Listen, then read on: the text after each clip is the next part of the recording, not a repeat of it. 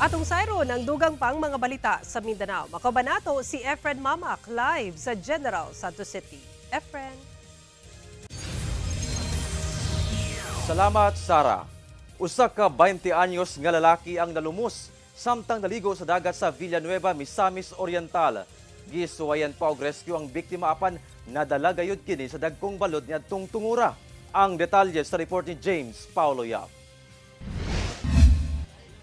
Patay na dihang nakita sa mga personahe sa Villanueva Rescue Team, Philippine Coast Guard, District Northern Mindanao, ug ang mga bantay dagat, ang 20 anyos nga lalaki, human kini na lumos samtang naligo og dagat sa barangay Luok, Villanueva sa Misamis Oriental niadtong adlawng Sabado sa gabi. Sumala sa information officer sa Villanueva LGU, gibalibaran na unta sila sa usa ka beach resort. Ang grupo sa mga batan-on gumikan sa daot nga panahon ug dagko ang balod. Apan mihangyo kuno sila nga mag-overnight sa resort.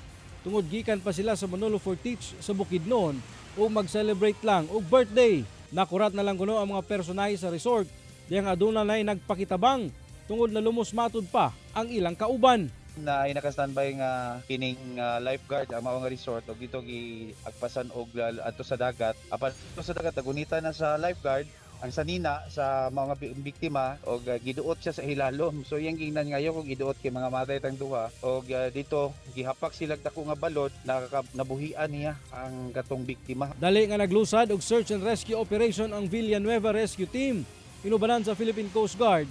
Apan pakya sila nga makita ang biktima tungod sa kadagko sa balod ug ngit-ngit na sab ang palibot. Lunes sa buntag diyang nakita na lang ang patayng lawas sa biktima nga naglutaw sa lawod nga bahin sa dagat sa maong munisipyo. Aware na po ng ato ang mga resorts owners sa Villanueva nga pag niana ang panahon sila mismo mobalipad na apan doon na lagi mga panahon po higayon nga ang kasagara mo sa muna ang konsumo sa Villanueva is there from Bukidnon kay murag atat wagay sila murag hangop kay sila nga maligo kay labi na doon ay mga okasyon. Ako si James Paulo Yap, 1 Mindanao.